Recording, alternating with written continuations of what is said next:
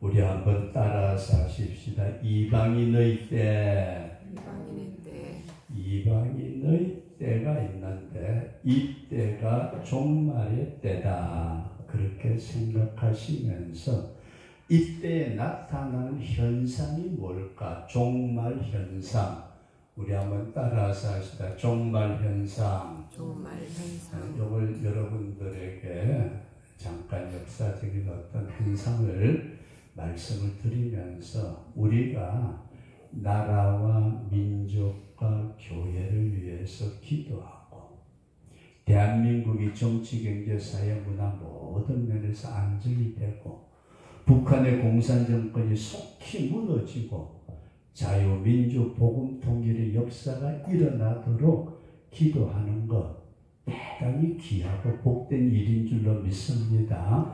거기다가 우리 자신들의 신앙의 문제를 위해서도 기도하고 우리의 후손들, 우리의 주변의 사람들을 위해서 기도하는 것 대단히 귀한 일입니다. 그런데 우리 믿는 성도들이 지금 우리가 살고 있는 이 시대가 어떠한 시대인가 이것을 깨달아 안다는 것은 대단히 귀한 일입니다.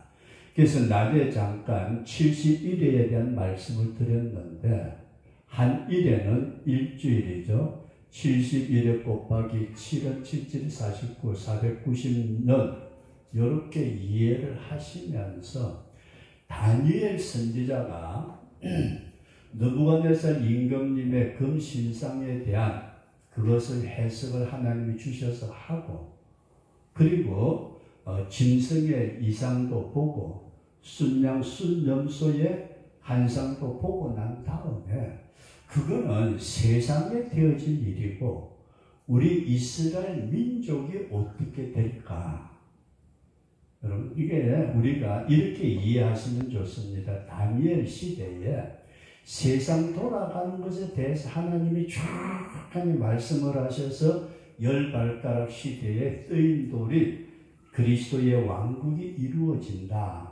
그렇게 말씀을 하시면서 그러면 세상 징조만 볼 게 아니고 오늘 내 민족, 내 나라는 어떻게 되겠습니까? 다니엘이 그렇게 하나님 앞에 기도를 했더니 하나님께서 보여주는 것이 71회인데 주전 445년 아닥사스다 왕이 이제 명령을 내려가지고 예루살렘 성을 재건하라. 그 명령이 내리고 난 다음에 7일에가 지나면은 7일에 77, 49, 49년이 지나면은 성전이 중건이 돼요. 그리고 해자가 이루어지고 사람들이 살게 되고 그러고 난 다음에 다른 사건, 이 중간의 사건에 대해서는 하나님이 전혀 말씀을 안 하시고 62일에가 지나면은 기름 부음을 받은 자가 끊어진다. 이게 62일에 기름 부음을 받은 자. 이게 누구냐면 예수 그리스도예요. 그리스도라는 말은 기름 부음을 받은 자. 그래서 예수님이 이 땅에 오셔가지고 예루살렘 성전에 입성을 하시고 그러고 난 뒤에 겟세마네 동산에서 기도하시고 십자가에 피 흘려 죽으시고 부활하시고 승천하심으로 육체를 가지고 기름을 부음을 받으셨던 예수님은 이 땅에서 끊어졌다. 그렇게 이해할 수 있기를 바랍니다. 그래서 기름 부음을 끊어진 다음에 이때부터 시작되는 게 뭐냐면은 이방인의 때다. 그러니까 예수님이 십자가에서 죽으셨다가 부활 승천하시고 오순절 날 마가의 다락방에 성령이 임하심으로 인해 가지고 온 세상에 복음이 전파되는 주님께서 말씀하실 때 성령이 너희에게 임하시면 너희가 권능을 받고 예루살렘과 사마리아와 땅끝까지 이르러 내 증인이 되리라. 이때부터가 이방인의 때가 시작됐다. 그렇게 이해할 수 있기를 바랍니다. 그러다가 이방인의 때가 언제 끝나는지는 우리는 전혀 모릅니다. 예수님께서 산에 올라가셨을 때 제자들이 물어보셨어요. 언제입니까? 그랬더니 예수님이 때와 기한은 아버지께 있으니 인자도 모르고 천사도 모른다. 근데 오늘날 많은 거짓된 선지자들이 그날을 안대요. 이게 우리가 속지 말아야 될 그 이방인의 때가 언제 끝나는지는 모르지만 끝나고 나면은 요게 한 이래, 마지막 이래가 이 땅에 시작이 되는데 요 마지막 이래는 요 70일에가 전부가 다 누구를 중심으로 움직여요? 이스라엘 민족을 중심으로 움직이는 시간표다. 그렇게 꼭 이해할 수 있기를 바랍니다. 우리는 때때로 세상 돌아가는 꼬라지 쳐다보니까 이게 말세고 주님 오실 날이 다 됐고, 말세는 동성애가 창궐하게 되고 사람의 심성이 파괴되고 뭐 재난이 일어나고, 물론 재난이 일어나고 모든 것이 다 성경에 기록된 말씀이지만은 마지막 종말의 시간은 요 이스라엘 백성들이 종말의 어떤 그 바로메타, 종말의 어떤 부분이다. 우리가 알 수 있는 것은 이스라엘을 쳐다볼 때에 우리가 종말의 때가 가까웠다. 우리가 그렇게 이해를 하시면서 요 한 이래가 시작되기 전에 굉장히 중요하게 생각해야 될 것은 우리는 휴거를 받아야 된다. 아멘. 다른 건 다 그만두더라도 휴거 못 받으면은 이 휴거. 만약에 교회는 다닌다 할지라도 그 서울에 있는 정동수 목사님인가 이런 그 휴거에 대한 얘기를 설교를 했더니 그 양반은 그 유튜브 방송에 듣는 분들이 참 많대요.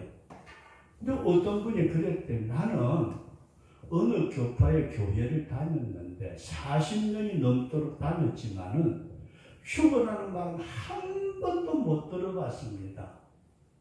그렇게 댓글을 보고서 그 양반도 놀랬고, 저도 그 얘기를 들으면서 오늘 성도들이 이걸 도대체 모른다는 게 말이 될까? 근데 여기서 마지막 이방인의 때가 끝날 때, 요 때가 마지막 때인데, 한 이래가 끝나고 나면 천년 왕국이 시작되는데, 만약의 경우에 휴거 되지 못하면은, 휴거 안 되면은 두 가지 길밖에 없어요.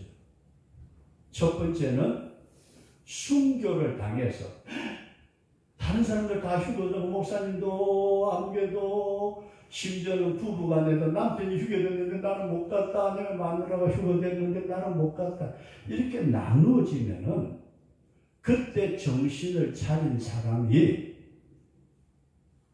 첫 번째는 순교하는 길밖에 없어요. 지난번에 잠깐 그런 말씀을 드렸지. 우리가 작년도 재작년도 그 코로나 때문에 예방접종 맞으라고 얼마나 난리를 쳤어요.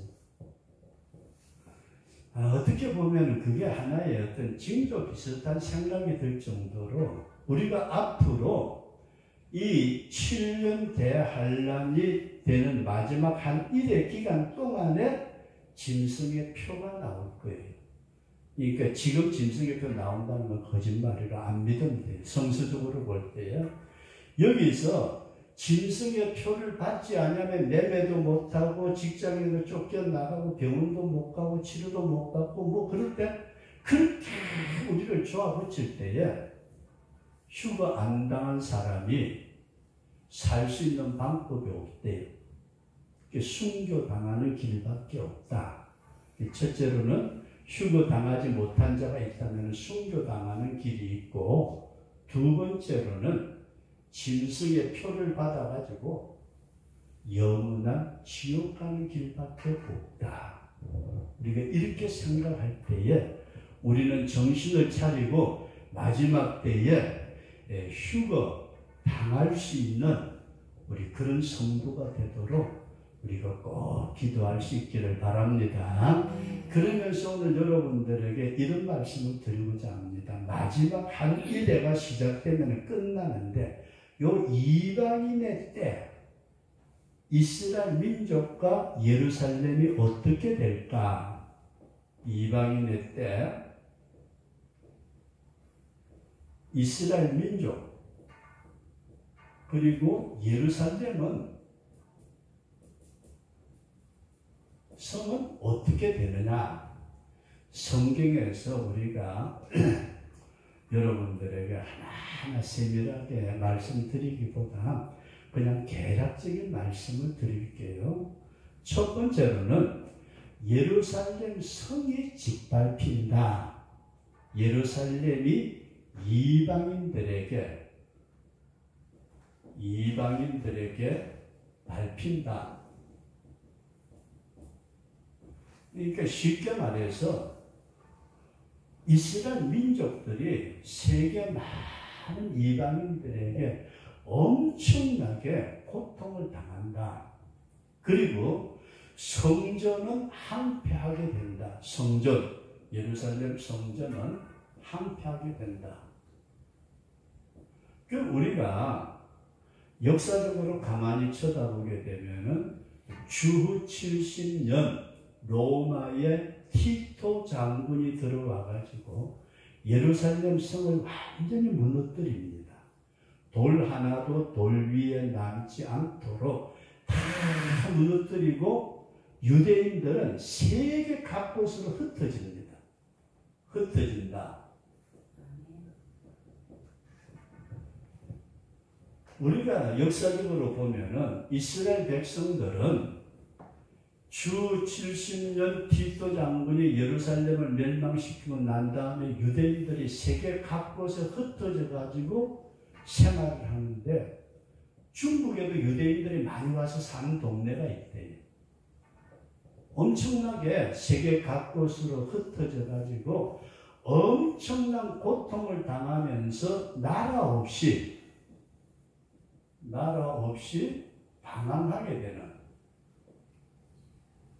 근데 참 놀라운 것은 이스라엘이 근 2000년 가까이 나라 없이 세계 각곳에 흩어져서 그렇게 고난을 당하다가 순식간에 나라가 세워졌다는 것은 이건 하나님의 역사가 아니고는 이해할 수 있는 길이 없습니다. 그래서 우리가 가만히 한번 생각을 해보면은 만약에 일제시대에 36년간 우리나라가 지배를 받았는데 지금까지 아마 일본이 우리나라를 지배한다면 우리나라는 어떻게 됐을까요? 성도, 이름도, 말도, 글도 없이. 근데 이 유대인들은 세계 각곳에 흩어져 가지고 우리는 36년간 일본의 지배를 받았는데도 그 고통을 당했는데 근 2000년 가까이 나라가 없이 세계에 흩어져 가지고 지낼 때에 성경은 분명하게 이스라엘 나라가 회복된다. 마지막 때가 되면은 이스라엘 나라가 회복된다 할 때에 성경은 그렇게 기록되어 있어요. 근데 지금부터 한 100여 년 전에 신학자들하고 목회자들하고 예수님을 믿는 사람들이 성경에는 마지막 때가 되면은 이스라엘의 나라를 세운다고 건국한다고 되어 있지만은 생각을 해요, 생각을. 아니 2000년 가까이 나라가 없지 세계 각곳에 흩어져 있는 민족이 어떻게 나라를 세우느냐. 성경에는 기록이 되어 있어도 목사들도 못 믿었어요. 이해되시면 하면? 그러니까 100여 년 전에는 이스라엘 나라가 세워질 거라고는 꿈에도 생각을 못하고 성경에는 그렇게 기록되어 있지만은 이스라엘은 회복이 안 된다. 그렇게 생각을 했는데 성경에 나타난 말씀 보면 1945년인가요? 이스라엘의 나라가 세워져요. 나라. 건국. 나라가 세워져요. 그러니까 그때서야 이게 뭔 일이야? 성경에 예언된 대로 나라가 세워지는구나. 이렇게 생각하고 많은 사람들이 이야, 이게 이방인의 때의 마지막에 하나님의 시간표대로 이스라엘이 건국됐다. 여기서 잘 보셔야 돼요. 우리는 저와 여러분들이 이스라엘을 위해서, 예루살렘 성전을 위해서도 좋은 일이 있도록 꼭 기도할 수 있기를 바랍니다. 이게 중요한 것은 창세기 12장에 아브라함을 선택할 때 하나님 뭐라고 그러셨어요? 너를 축복하는 자는 내가 복을 내리고 너를 저주하는 자는 내가 저주하리라. 모든 만민, 모든 민족이 너를 인하여서 복을 받으리라. 그러면 그때 당시 아브라함 한 사람에게만 너를 축복하고 너를 저주하고, 그게 아니고 아브라함은 이스라엘 민족의 조상이기에 이스라엘 민족을 축복하는 자는 하나님이 복을 주시고 이스라엘을 저주하는 자는 하나님이 저주하리라. 그런데 천주교 역사를 보게 되면은 천주교 역사에서 이스라엘 민족을 굉장히 미워했어요. 얼마나 미워하고 왜 미워했느냐 하면은 이스라엘 민족이 우리가 믿는 예수님을 십자가에 못 박아 죽인 민족이다. 그래가지고 천주교에서 난 그 신학 사상이 우리 개신교회로도 들어오면서 개신교에서는 뭐라고 하는지 알아요? 이스라엘은 육적인 아브라함의 후손이고 우리는 영적인 아브라함의 후손이다. 그러니까 육적으로 이스라엘 백성들은 저건 예수님을 죽인 원수니까 죽여야 돼. 나치가 그래서 이스라엘 백성들을 몇백만 명을 가스실에서 죽인 거예요. 우리가 이렇게 생각할 때에 성경을 가만히 쳐다보면서 이방인의 때가 끝날 때까지, 이방인의 때가 끝나는 마지막 한 일회가 남는데 그 한 일회에 거의 71회는 세상 나라를 중심으로 되는 것도 아니고 우리 개신교회를 중심으로 되는 것도 아니고 누구 중심으로? 이스라엘 민족을 중심으로 역사를 하나님이 이끌어 가신다. 그 마지막 이방인의 때가 될 때 보니까 이방인의 때가 끝나기까지는 예루살렘이 짓밟히고 성전이 항폐게 되고 나라 없이 방황하게 되는데 이방인의 때 마지막 때가 되니까 이스라엘이 나라를 세우더라. 이게 마지막 때에 하나님께서 역사하시는 놀라운 역사다. 우리가 그렇게 생각하면서 이스라엘이 세워지는 거 보니까 어떡하자고요? 이제 얼마 안 남았다. 이렇게 이해할 수 있기를 바랍니다. 그 다음에 두 번째로 말씀을 드리고자 하겠습니다. 이스라엘이 그럼 건국되고 난 뒤에, 나라가 세워지고 난 뒤에 가만히 쳐다보니까 성경은 이런 말씀을 하고 있어요. 이사야서 66장 8절에 이러한 일을 들은 자가 누구며 이러한 일을 본 자가 누구며 나라가 어찌 하루에 생기겠으며, 나라가 어떻게 하루에 생기겠으며 민족이 어찌 순식간에 나겠느냐. 그러나 시온은, 이스라엘은 구로하는 즉시에, 구로, 우리가 말하는 해산의 그 여인들이 어린애 낳기 위해서 몸부림치는 걸 구로라고 해요. 그 구로하는 즉시로 그 자민을 순산하였도다. 그게 이사야 66장 8절에 기록되어 있는데 순식간에 나라를 세웠다.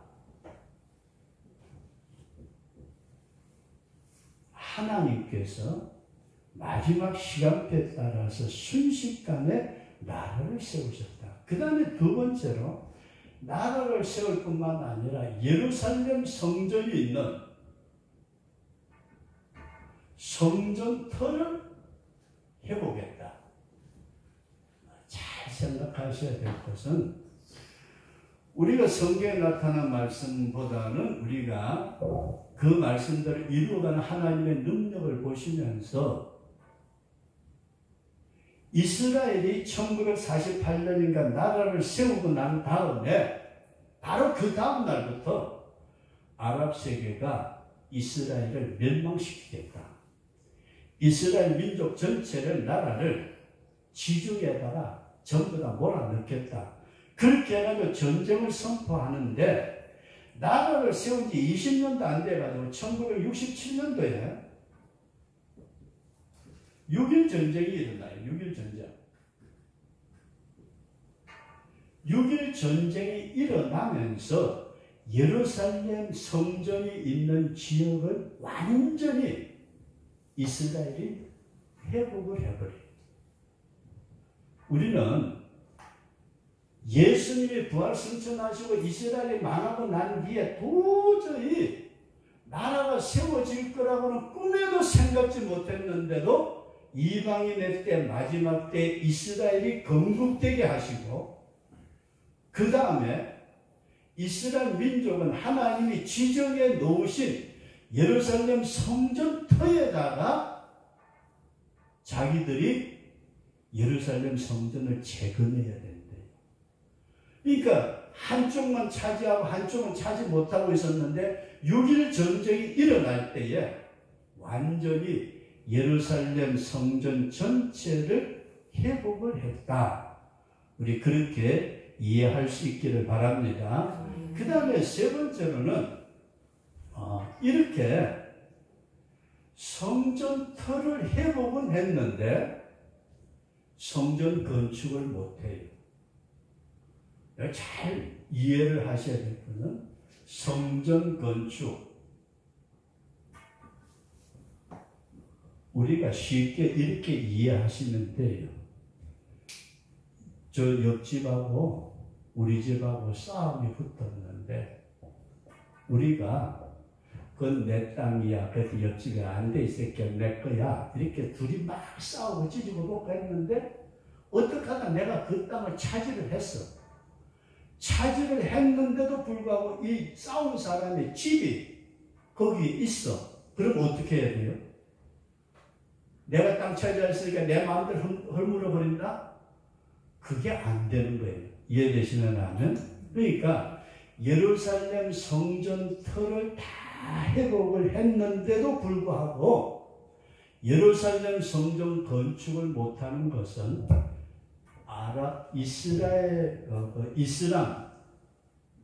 이슬람의 그 황금 사원이라고 그래. 황금 도움으로 되어 있는 이 건물이 있는 거예요. 예루살렘 성전터를 그 지역은 다 차지했는데 요 이슬람의 그 회당이 있으니까 그걸 헐고서 다시 지으려고 하니까 주변에 있는 아랍 국가들이 너 그것만 손대면은 세계 전쟁이 일어난다. 이래가지고 도저히 건축을 못하고 있는 가운데 있을 때에 어떤 현상이 나타나느냐 하면은 적 그리스도가 나타나요. 누가 나타나요? 적 그리스도 등장. 이게 이제 마지막 이방인의 때의 마지막 종말의 때에 일어날 현상인데 이스라엘이 순식간에 나라를 채우고 전쟁 때에 그 수없이 많은 아랍 민족이 이스라엘을 연합해가지고 죽이려고 했는데 오히려 자기들이 져요. 그러면서 성전터까지 빼앗기고 그 다음에 황금 사원을 무너뜨리려고 자꾸 거기다가 예루살렘 성전을 지으려고 하니까 너 짓기만 하면은 너 죽고 내 죽는다. 이렇게 되니까 지금도 이스라엘하고 주변의 아랍 민족하고 싸움이 붙어가지고 계속해서 지금도 싸우고 있잖아요. 국지적으로 포탄이 날아갔다 왔다 갔다 하고 서로 테러하고 죽이기도 하고. 그런데 이것을 중재하는 이스라엘하고 아랍 세계하고 전쟁이 일어나지 않도록 평화 조약을 맺도록 이끌어가는 자가 있는데 그 자가 누구냐? 적 그리스도다. 이해되시면 아멘. 그러니까 이스라엘은 다 회복했어요. 나라도 세웠고 성전터도 회복을 했고 그 다음에 성전 건축을 해야 되는데 그거 하게 되면은 너희들은 니 죽고 내 죽자 아랍 세계 그 주변에 싸고 있는 그 사람들이 그렇게 하니까 크고 작은 전쟁이 계속 일어나는데도 예루살렘 성전 건축을 못하고 있는데 이렇게 싸우다가는 세계 대전이 일어나겠다 해가지고 지금 종교 통합이라든지 정치적으로 이래가지고 슬그머니 지금 나오고 있는 게 여기 적 그리스도가 등장하게 되면은 한 일회 동안 굳게 언약을 맺는다. 앞으로 한 일회 동안 7년 동안 우리 잘 지내자니? 그렇게 싸울 건 뭐 있어? 그래가지고 아랍 세계에서 양보를 하고 거기다가 성전 건축을 하도록 한대요. 그게 우리가 소위 말하는 제3성전이라고 그러는데 거기에 예수님이 재림하실 때에 저 그리스도가 성전에 들어가기도 하고 미운 물건이 날개를 의지해서 서고 다니엘서 여러 가지 말씀이 있지만 생략하고 그 천년 왕국이 이루어질 때에 예수님이 그 성전에서 온 세계를 다스릴 것이다. 우리가 그렇게 생각할 때 저 그리스도가 등장하는 때가 지금 마지막 때다. 그렇게 우리가 이해할 수 있기를 바랍니다. 그러면서 누가복음 21장 우리가 본 말씀 중에서 28절에 이런 일이 되기를 시작하거든 일어나 머리를 들라 너희 구속이 가까웠느니라. 이런 사건이 일어나면 어떻게 한다고요? 주님이 재림하실 때가 시간이 가까웠구나. 이때 우리는 깨어서 우리가 정신을 차리고 근신하여 주님 오실 날을 사모할 수 있는 자가 되자. 아까 휴거에 대한 말씀을 드렸는데 휴거를 생각하고 우리가 기도해야 되는데 만약에 휴거 안 되면 어떻게 한다고요?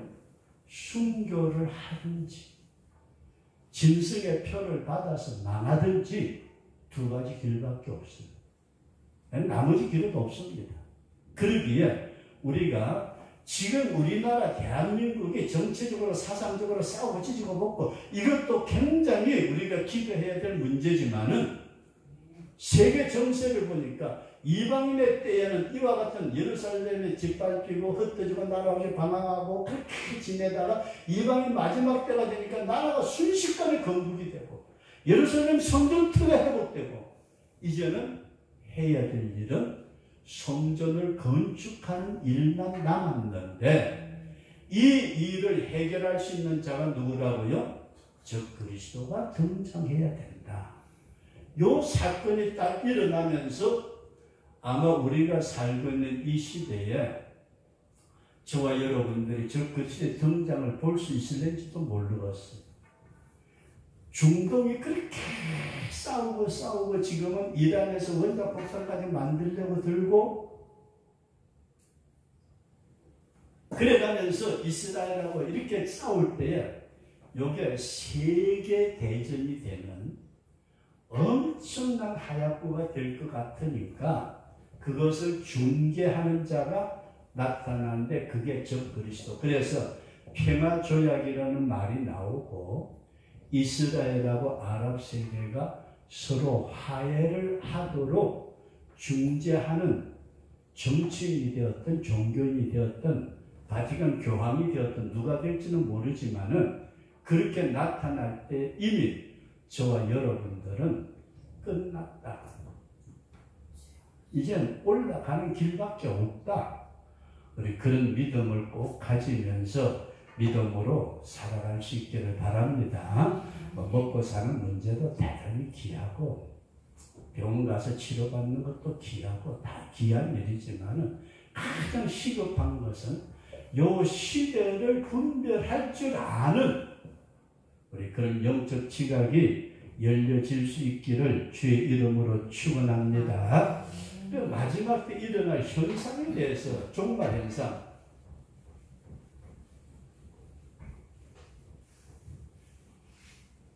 그러면은 이와 같은 현상이 일어날 때에 인간 세상에 어떤 현상이 나타날까? 우리가 마지막 종말 현상, 이걸 우리가 잠깐 말씀을 드리고 마치려고 그러는데, 마태복음 24장에서 우리가 잘 아는 대로 주의 임하심과 세상 끝에는 무슨 징조가 있사오리까? 제자들이 예수님에게 물어요. 마태복음 24장에서 주님이 임하시는 재림하실 때 세상 끝에는 이방인의 때가 끝나는 한 일회가 시작될 때에는 무슨 징조가 있사오리까 할 때에 대체적으로 이렇게 말씀을 드리고자 합니다. 미혹을 조심하라. 뭘 조심하라고요?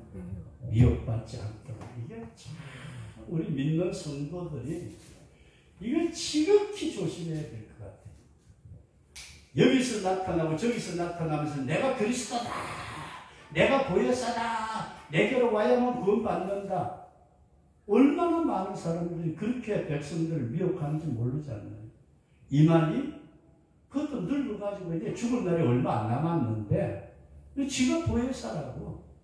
지 형님 돌아가셨다 그럴 때 조상 치르고 배지 다 했는데, 아니 어떻게 보혜사가 또 형님이 있는지도 모르고, 그런데도 불구하고 거기에 빠진 자들이 있더라. 요즘 뭐 우리나라에 정치적으로 개딸이라는 사람들이 있대요. 개딸. 난 또 개딸은 암강아지인 줄 알았더니 사람이라고 그러죠. 개딸들. 근데 잘 보세요. 한번 거기에 빠져버리면은 못 헤어나오는 것 같아요. 옆에서 무슨 얘기를 해줘도 쓸데없는 소리 하지만 이재명이가 최고야. 그 도대체 이해가 안 갈 때가 너무 많잖아요. 그러니까 이 미혹이라는 사실을 우리가 깊이 생각하시면서 여러분들과 제가 성경이 열려지도록, 성경이 무엇을 말씀하고 있는가, 이것을 우리가 이해할 수 있도록 기도할 수 있기를 바랍니다. 그 다음에 두 번째는 난리와 난리, 전쟁의 소문이 난대요. 난리, 전쟁. 낮에 잠깐 말씀드렸지만 우크라이나하고 러시아하고의 전쟁은 그냥 두 나라 간의 전쟁이 아니고, 지금은 나토에서는 우크라이나를 밀고, 공산블록에서는 중국과 북한은 소련을, 러시아를 밀고 있고, 이게 세계 대전으로 갈 수 있는 난리와 난리, 전쟁의 소문이 들려지고, 그 다음에 기근과 재난. 그냥 우리는 너무 먹을 거 많잖아요. 그죠? 전 오늘도 너무 감사한데, 초복은 내일 모레인데 미리 삼계탕까지 준비해 주셔서 너무 감사하고 잘 먹었는데, 굶어 죽는 사람 너무 많대요. 근데 여러분, 굶어 죽는다는 게 지금까지 잘 먹다가 먹을 게 뚝 떨어져 가지고 그냥 굶어 죽어요? 세 끼 먹다가, 두 끼 먹다가, 한 끼 먹다가 그것도 못 먹어가지고 그리고 굶어 죽잖아요. 얼마나 비참해요. 그리고 천재지변이 일어나는 것이 가구에 볼 수 없는, 말씀드렸지만 한쪽에는 폭우가 쏟아지는데 한쪽에는 가뭄이 들고 한쪽에는 눈이 내리고, 도대체 이해할 수 없는 자연적인 현상. 그럴 뿐만 아니라 마지막 때가 되면은 우리 자신들의 믿음도 지키기 힘들어지는 환난에 넘기워지고 죽음에 넘기워지고, 까닭없이 예수 믿는다고 많은 사람에게 미움을 받을 것이다. 근데 잘 보세요. 진짜 믿음을 가지고 가는 사람은 가는 길이 달라요, 같아요? 우리는 좁은 길을 걸어가는데 다른 사람은 넓은 길을 걸어가면서 저 자식이 왜 저렇게 저 길로 가고 있어? 예수 믿는 사람이 한 번 눈 감고 모른 척 하면은 넘는 돈도 생길 수 있는데도 불구하고 그건 아니라고 그러니까. 이게 좁은 길이잖아요. 좁은 길 버리고 남 할 때 다 따라서 하고 남 놀 때 다 놀고 근데 하고 싶은 대로 다 하고 근데 그게 아니고 성경은 서로 잡아주고 거짓 선지자가 많이 일어나서 미혹을 하고 불법이 성함으로 사랑이 점점 식어지는 이때에 끝까지 견디는 자가 복이 있는데 온 세상에 복음이 전파되리라. 지금은 못 듣는 사람 없잖아요. 그죠? 유튜브가 됐든 라디오가 됐든 텔레비전이 됐든 세계 각 언어로 다 전파되는데 문제는 인간의 심성이 악해진다. 인간의 심성.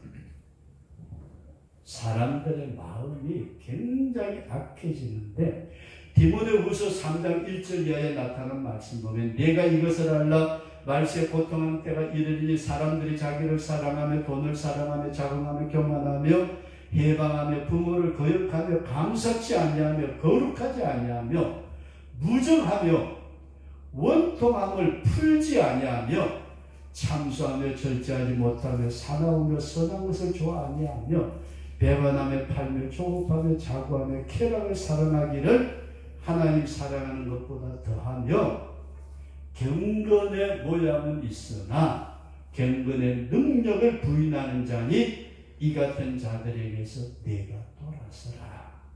인간의 심성 자체가 완전히 파괴되어 버리는 요즘같이 부모 형제도 어른도 없잖아요. 그냥 자기가 낳은 새끼를 자기가 죽여버리는 이런 때에 우리가 살고 있는데 이런 모습을 쳐다보면서 요렇게 이방인의 때에는 요렇게 됐고 이방인의 때가 끝나면 이런 현상이 사회적으로 나타나고 이방인의 때가 끝나갈 때 인간의 심성들이 이렇게 변화되고 자연계가 변화되더라.